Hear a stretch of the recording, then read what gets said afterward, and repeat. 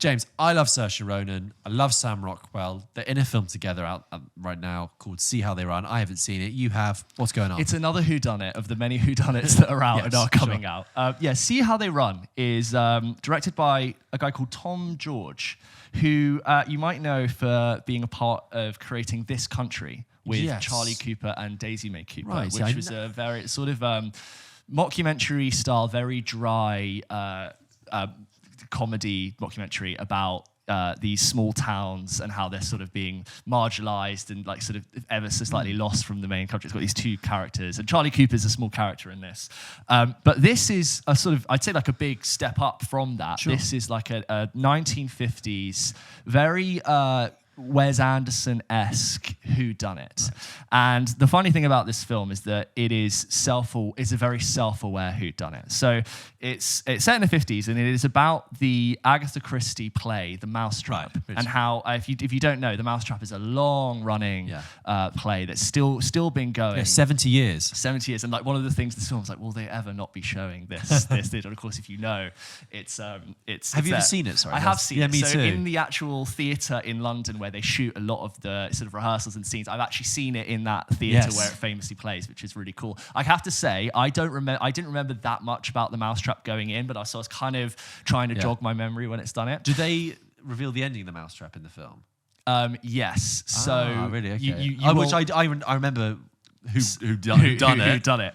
And so where you find yourself is Adrian Brody, who is doing this voiceover in the beginning, and he's talking all about whodunits. And the thing about a whodunit is the most unlikable character always gets knocked off in the first 5 minutes, and that is him. And he's like, shit, must be me. Oh, well, it had to be somebody. And so it's about Adrian Brody, who's a movie producer, and he is basically going to make a movie adaptation of The Mousetrap, much to the dismay of the screenwriter played by David Oello and these other characters. And he is completely drunk, and he is being like the most annoying person at the party.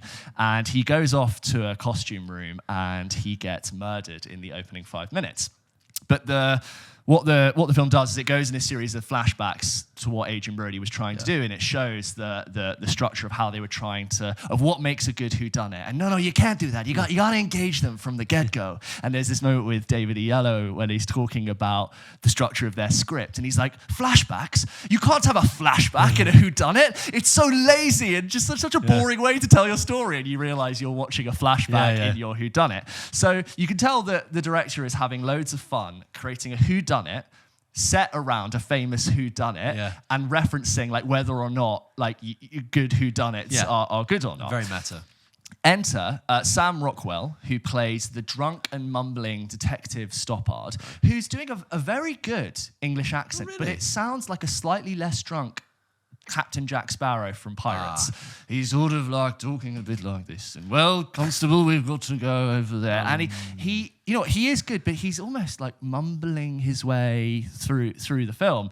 And he discovers that this person who has been murdered is around a bunch of suspects who all have a motive for who could have done it. And these are like cast members, script writers. So the actual cast in The Mousetrap and the people around this are all essentially suspects to this murder. And then you've got Saoirse Ronan as Constable Stalker, who is basically like fresh out of the academy, who just wants to learn and absorb everything. And she is like got this notebook, and she writes everything in this notebook. And because she's just like constantly taking notes of what someone says, you're almost like as an audience member doing the same thing that she does because she's doing it. There's a moment where Stoppard is like, do you write everything in your notebook? And she's like, only what's significant and important. He's like, how do you know what's significant and important? She's like, well, I just write it all down and then it becomes important later. And he's like, so you do write everything down in that notebook. And it has this slightly elevated comedy style where, Stoppard and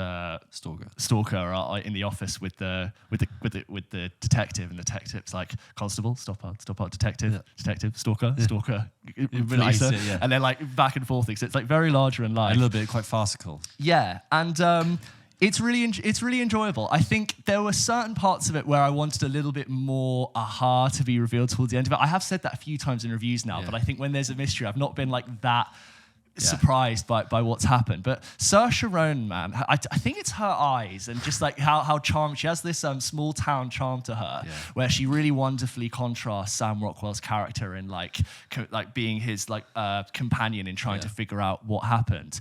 I think the film is a really good time, but I don't think I'm going to be thinking about it for that much longer after this week. I think I did say that to you last week. You were like, how is it? And I was like, it's good. But I think at the end of the year when we talk about our favourite films, I'm not sure I'll remember it that well.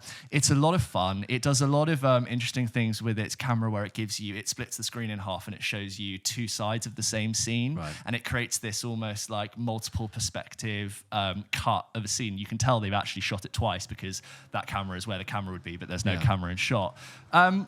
It's good. I'd be interested to hear your opinion because you're much more of a fan of whodunits, and is that fair to say? I think so. I think it's more that I watched a lot when I was younger. I watched a lot of Poirot, and I didn't really warm to Knives Out as a result of that. As I so I would say like all the references to like the very structure of a whodunit and like the very meta concept that it really like enjoys is really good fun, and it's also a massive love letter to the theatre and like the way in which it shoots around and the costumes.